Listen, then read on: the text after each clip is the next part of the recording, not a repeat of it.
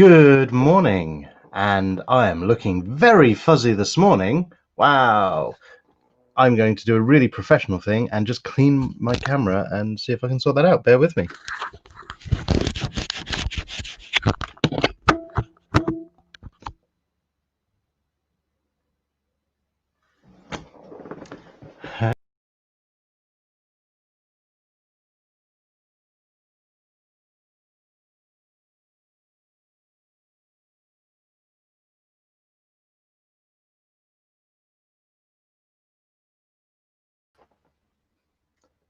Okay, bear with me one.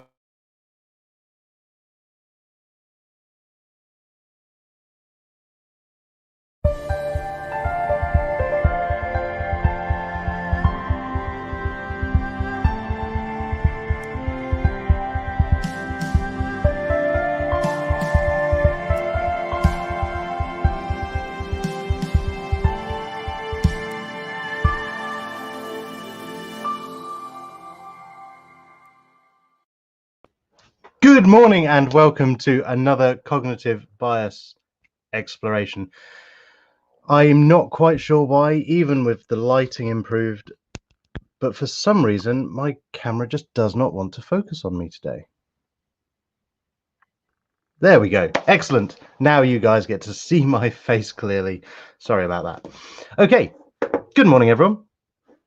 Good morning, Katie. LJ, thanks for tuning in. Good morning, Alison. No, it wasn't your lack of glasses. It was entirely down to me. Just pretend it never happened.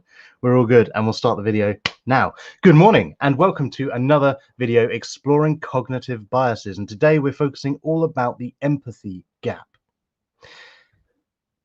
Yes, you can still hear me, and that is the important bit. And I do love the sound of my own voice, so that's rather convenient. Empathy gap. I'll explain what it is in a moment, but first let me give you some examples of where it really comes into play and the stuff that I can kind of help you to improve a little bit with some tips at the end of this video. So when does it come into play? A great example, and if you've seen my posts promoting this video, you may have seen mention of wanting to lose weight, or more specifically, I'll be more clear on that, wanting to eat healthily, more healthy.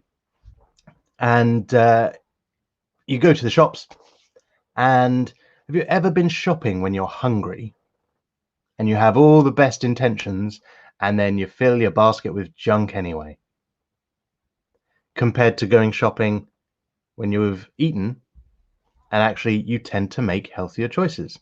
If anyone's ever experienced that, let me know in the comments. It's a very, very common thing, and empathy gap that I'm going to explain in a moment plays into that in a big way. In fact, oh, that's why. Oh, excellent. You tuned in because you're looking for those tips. Excellent. Well, I will make sure I cover that at the end. And good morning, Lucy. Thanks for tuning in. So there's been many studies done into this, and it's absolutely been shown time and time again that if you shop when you're hungry, you're more likely to make less healthy decisions. Another example of this, and a good study that was done that really highlights the empathy gap in general, is that workers were asked, they're going to have snacks next week in the office. They can choose between sweets and chocolate or healthy fruit. Which are they going to choose? And a selection of those workers were asked before lunch while they were hungry, and the other half were asked after they'd just finished their lunch and they were satiated, they were full. And there was a much, much larger uptake in people choosing chocolate when they were hungry before lunch and people choosing fruit when they were full up after lunch. They then followed this up the following week and said, okay, it's now time for the snacks, but you've got the option to change your mind. Anyone who said chocolate, would you prefer fruit? And pretty much no one changed their mind from wanting chocolate and sweets to wanting fruit. No real surprise there. And then the people who wanted fruit were given the same opportunity, and they chose to switch to sweets and chocolates. Most of them, not all of them, but a lot did. And that just shows how when we make our choices, this is what empathy gap really is. When we make choices and decisions, we are largely informed by our visceral feelings. So we listen to our visceral cues, such as hunger is obviously the one I'm using in this example, thirst, sexual arousal, cravings for drugs if we're addicted, physical pain, emotions. All of these things play a big part in informing the decisions and choices that we make. But, and this is where the term empathy gap comes in. See, I've been talking about chocolate. Sarah wants chocolate. That's so common. Yeah, so the way that we feel informs the behaviors and actions that we take, but we don't appreciate and understand, or initially interpret would be a better way of saying it, how much of our decision making comes down to the way that we're feeling. This is why it's referred to as an empathy gap. There's two elements to it. One is that we don't understand how much of our decisions are influenced by how we feel. What we do is we feel it, and then our rational, logical mind explains why we feel it and justifies it. This is why we're really good at convincing ourselves that it's okay for us to just have a chocolate bar this time. And it won't matter if just one more time we do something naughty and we'll start the diet on Monday, or we have every intention to get up and go straight to the gym or start exercising first thing, or sometimes even we intend to get up, jump in the shower and have a productive day, and instead we're scrolling through Facebook or TikTok or watching videos from me. Of course, this is valuable content though, and your time's definitely best spent here. So that's one part of it, and the other part is that we struggle to imagine and think about how we're going to feel in the future as well, and we don't realize, or we don't compute, I guess, that in the future our decisions going to be informed by the way that we're feeling in that moment, which is why we say, oh yeah, next week I'd like fruit.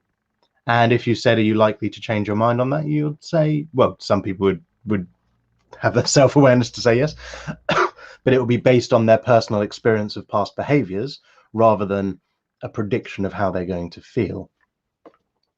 So a really simple way to improve that, yes, right now, this is helpful procrastination. Love it. Or positive procrastination, as I call it. So yeah, it's underestimating the impact that visceral drives will have on attitudes, preferences, and behaviors. But it's not just the example that I was giving around having good intentions and not following through, like diet and exercise, but it's also true in mood. How often have you been around, and like I say, it's harder to recognize in yourself. So let's look at some other people. There must be someone that you spend a lot of time with, maybe someone you live with, maybe someone who you love dearly, despite their flaws. And you find that you can tell when they're tired, they're going to be grouchy and moody. Maybe it's the kind of person that you just don't talk to them until they've had their morning coffee because they're not awake yet. Or any other examples that come to your mind. In fact, let me know some examples in the comments. I'd love to hear. So people like that, or situations like that, it's quite clear that their mood, their visceral feelings, the fact that they're tired, sleepy, or it's the same with people who have chronic pain, often come across as, unsurprisingly, rather grouchy. But that's not an intentional thing, and they probably don't realize that they're doing it. They probably think that they're angry because that person's being annoying and it's annoyed them, rather than it's the pain and discomfort that's annoying them.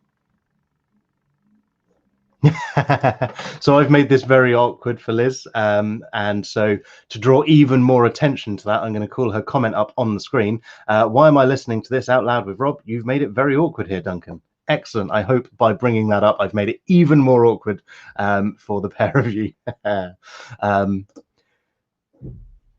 Yes, it does to an extent inform that. Absolutely. So LJ says, does this relate to the opposite of not eating because of mood? And yeah, absolutely. Your mood and how you're feeling will inform your eating habits. For some people, it has different effects to others. Yep. So I'm sorry, Facebook user. It's not coming up with who you are, but my friend oozes keep away vibes when she's in a mood. It's almost tangible. Fantastic example there. And so what can quite often happen is that the sleepiness, for example, in that case, is the kind of the visceral stimuli, the drive that's happening there. And so it's very easy for that person to be short and snappy and grumpy with you, but it's not actually about what you said, and it's not actually about how they want to react and respond. It's the situation, it's the way that they're feeling, it's the other stuff that's informing the way that they then, their mood and the way that they choose to react and respond to situations and stimuli. So don't take it so personally, but also look for that within yourself. You know, it's great. You know, I'm going to use an example of this. I won't name them. I was very tempted to, but an example I can think of with this is one particular person that I've got in mind who, when there's just too much noise around and too much going on, that for them it's just kind of overload. They don't like that. But rather than acknowledge that that's the case, in the past, actually a lot better at this now, but rather than acknowledge that that's the case and realize that it's because of the visceral stimuli and response to what's going on around them that puts them in a short mood and makes them snap, actually they would get grumpy and grouchy, and instead of recognizing that it's down to that, they would be blaming it on all manner of other things, rather than recognizing that that's where it's coming from. Well done for being honest. And yeah, sensory overload is awful. Absolutely. So Sarah's giving an example here of a friend that over-explains everything when he's tired. That friend may be called Duncan, and he may be doing a live video right now. I tend, yeah, see, so one of the great things, one of the really useful things here is that you start to notice patterns like that. And so you can, if you're not taking the time to be aware of how you're feeling, noticing patterns like over-explaining things when you're tired can be a great trigger to help you to realize and recognize, actually, that's what's really going on. I need to make sure I get some more sleep. I need to rest, or whatever it might be. Yeah, getting hangry is a great, absolutely perfect example of this. Thank you, Alison. I don't know why I hadn't thought of that one myself already. So yeah, getting hangry. It's a really common thing. You're hungry and you get angry and you start to get really grumpy and grouchy because your energy levels are dropping. Eat something. Just eat, and everything, suddenly the world is a better place. But in that moment, the vast majority of us, to the vastest extent, aren't necessarily as aware as we would think we should be or would want to be, of how much our hunger is influencing our actions and behaviors in that moment. Perfect example, Alison. Thank you. So yeah, that's what empathy gap is. That's some great examples of it there. Thank you everyone for sharing those. But how to get over it? Tune in next time to find out. No, I'm kidding. I will give you some hints and tips right now. So I was having a lazy morning, gave myself loads of excuses. I've stuck me on the Alexa. Thanks. And you're getting up to start the day better. Good work. Well done. Well done. And you know what? It really is easy for us to throw excuses in the way, feeling a bit tired, which, you know, let's face it, the vast majority of adults probably wake up and initially don't just wake up ping wide awake. And there are exceptions, and you can train yourself to do that as well. But in that initial state, first thing in the morning, that's where we really could benefit from making better choices, because how you start your day can really inform how the rest of your day goes. If you start your day getting up and jumping straight in the shower, or getting up and exercising before you begin, suddenly you can become much more productive. And when you start that way, it's easier to carry on that way. So how can we fix it? Well, you can't fix it. It's not something that really should be fixed. It's part of who we are. It's built into our genes, literally built into our genes. You know, the example that I started with, getting hungry and wanting junk food, it's because we know that that will satisfy us instantly. It won't last. It may not be nutritionally good for us. It's not going to have a positive long-term impact and effect. But in that moment, we don't care about that because our body's saying, nope, we're hungry, we want crap. So the simple answer, especially for anyone who tuned into this because they're thinking and focusing on food, wanting to eat healthier, exercise, wanting to move more, the simple things you can do is minimize the impact that your visceral sensations and drives are going to have at the time that you're making those decisions. Okay, to put that simply, meal prep, plan, shop when you've eaten.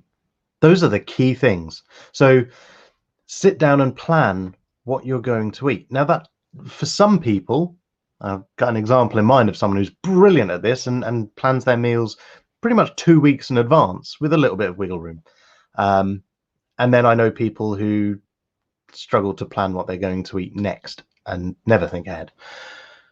When you plan your meals, especially, so look at where your weakest point is. For many people, that tends to be either lunch, because they don't plan it. And so by the time they go to grab their lunch, they're already hungry. And so you'll go for something that's quick and easily satisfying and full of sugars and fats. Or it's the evening meal. So you have a good breakfast or whatever you do, you have your lunch and eat through the day, and it comes to the evening. And what a lot of people do is I'm going to say get home from work. Well, I appreciate many more people working from home right now. Get home from work can still mean step away from the computer and think about family time or whatever. So that's quite often a weak point for a lot of people. If you know in advance what you're going to eat and what you're going to do, if you have healthy snacks available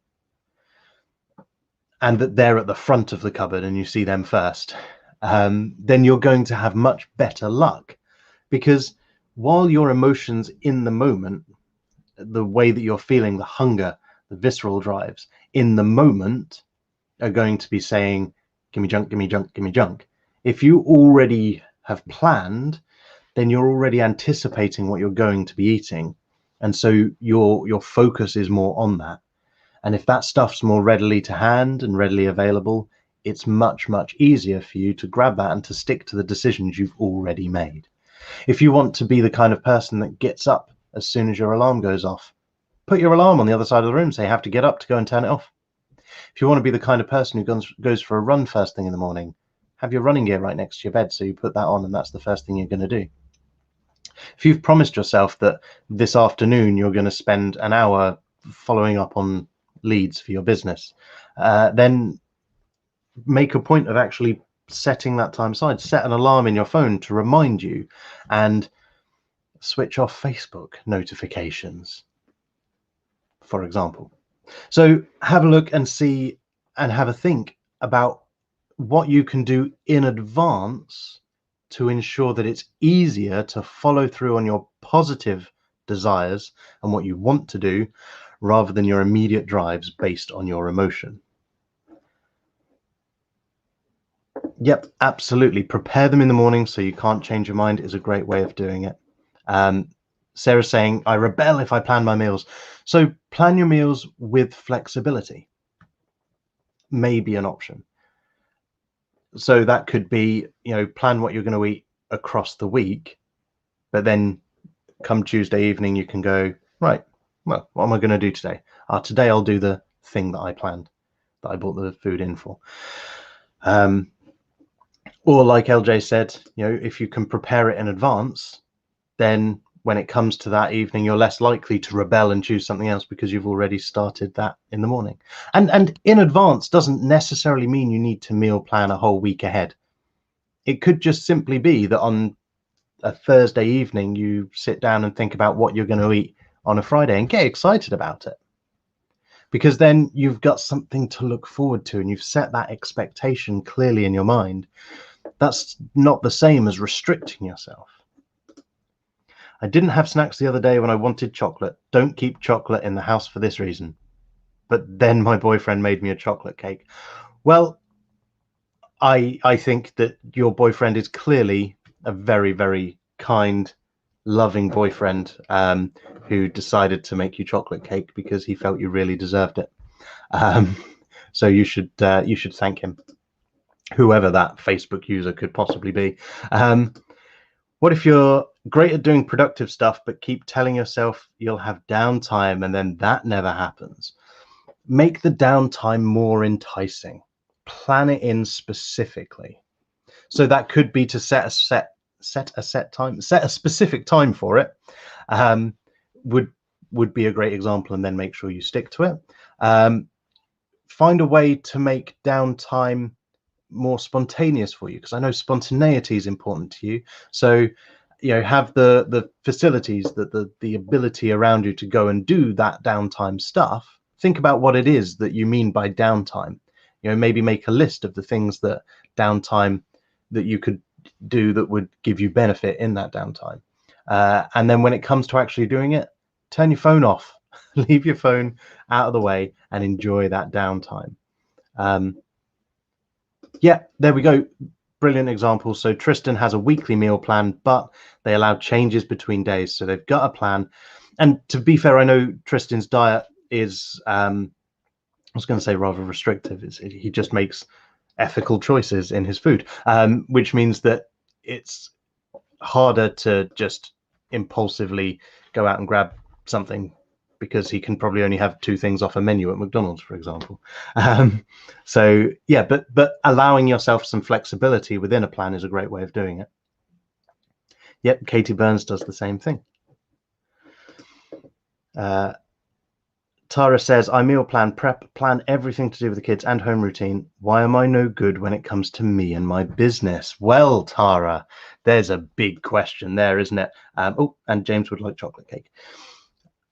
There is a big question there, Tara. So there's a number of different things that could be going on, and it's different for every individual. But one of the key and most common things that you see in this example, particularly because you're talking about kids and home routine, as a mum, it's quite common for people to fall into this very easy trap where they feel they need to put everyone else first. And you learn to override the stuff that you consider important for yourself. In fact, you have a visceral drive to care for your kids and for your family. So in some ways, it's brought on in a similar way. And then you put yourself and your business last. One of the simplest ways to help you, firstly, plan that in. When you're doing your meal plan and your prep and you're planning everything to do with the kids, make sure you're planning in specifically time to spend on you and your business. But think about it this way. When you do those things, you're not being selfish. You're not doing it for you. You might be, and if you are, and if that works for you, great, go for it. But if you just feel like planning in that time to focus on you and your business takes you away from other people's needs, and you don't feel that that's right for you, stop and think, actually, that stuff that you want to be focusing on for you and your business isn't just for you. That's to allow you to provide and do everything fun that you want to do with your kids and with your family. That allows you to give them more and to be even better for them, as well as for yourself. And the other element of it is, what kind of example do you want to set for your children? Do you want them to grow up to become the kind of person, were they to become a mother or a father, would you want them to grow up and become the kind of person that puts everyone else's needs before themselves? Or would you want them to actually look after their own interests as well as supporting others? Because if you want the latter, best thing to do is role model that, is show them how that can be done. And that may not be easy straight away, but the more you plan for it and the more you stick to that, the easier it becomes as it becomes part of your routine. So give that a go. Yes, James, your boyfriend could make you chocolate cake. So Tristan's diet is extreme, primary plant-based, gluten-free. Yeah. So Alison makes sure she has healthy, sweet treats already made and ready and easy to grab. Great example. Sarah wants chocolate cake too, I think. And as a dad, it's easy to put everyone else first. Absolutely, James. I wasn't meaning to be sexist there. I was focusing probably on the female because it was a female that gave the example. But you're absolutely right, James. It happens for dads as well. And my comment still stands. Some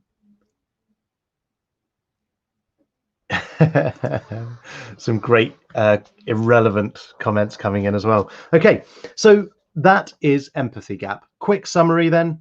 Basically, we underestimate the impact that our visceral drives have on our actions, thoughts, and behaviors. For example, hunger, thirst, sexual arousal, pain, extreme emotions, all of these things inform us on how we choose to react and respond to external stimuli and decisions that we wish to make in the moment. The best way to balance that out is, one, be aware of it. Use your rationale to work around that and double think, intentional double think. So when you think something like, oh, it's okay, I can do it just this once, or actually, yeah, it does make more sense to spend ridiculous amount of money on a new games console rather than a little bit less on buying a new hard drive to repair the one I've got. Actually, no, there's a huge difference in price, and you know that doesn't really make sense. You're just trying to justify buying the shiny new toy. So in an example like that, deliberate double think. So think that way and then think, right, now, if I was arguing against this, what would my logic be? Excuse me. Tara, you are very, very welcome. I'm glad that helped. So yeah, double think, question yourself and take the contrary opinion. You know, for the example I gave of wanting to buy a games console and playing into gender false gender norms, making generalizations here, but let's say that there's a bloke that really wants to buy the shiny new computer and his wife is saying, no, you could imagine what would my wife say, and the wife would say, no, there's much more sensible things we could spend that money on, for example. So play that other role for yourself. Think, what would someone say if they were disagreeing with me? That helps you to double think it. And the other thing is to plan in advance. Make your decisions and choices when you're not being driven as strongly by those visceral drives. Lucy says, when she was suffering with severe back pain, she was a different person. I found that I was talking myself out of situations because I was grumpy, and that's not my normal state. Absolutely. Well done thank you for sharing that, Lucy, and well done for recognizing it. So what did you do, Lucy, to help you to recognize that that was the case? What was it that made you realize that you were behaving differently? And would you notice it at the time, or would you notice it retrospectively looking back on it? Let me know.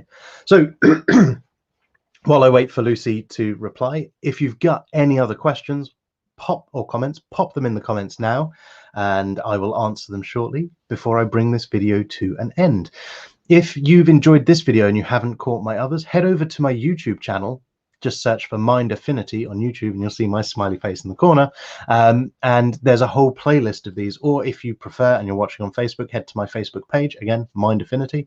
And yeah, again, the whole playlist is available to watch back there.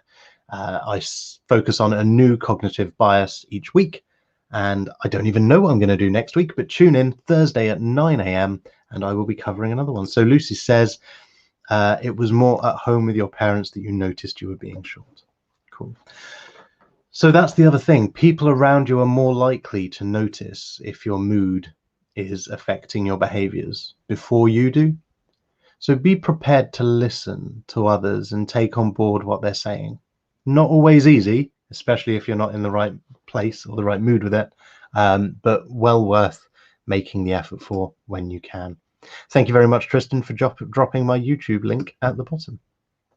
Okay, that's been half an hour. Apologies again for the slight stumble at the beginning with the technology not quite being my friend. And thank you for tuning in just at the end, Teresa. You've just missed it, but you can watch it on the replay anytime. Thanks, everyone, for tuning in. I hope you go and have an awesome day. And remember, if you're not quite feeling it right now, go and do something active. Break that cycle. Get that blood flowing. And you'll feel much more motivated because your visceral drive will be telling you, yes, I'm ready for action now. And it'll be much more easy for you to follow through on that and go and do some good stuff. Thank you, Lucy. At work, it was more afterwards, once you were pain-free, that you realized new people had got a different impression of you. Excellent. Absolutely. Go out there and have an awesome day, everyone. Thank you very much for tuning in.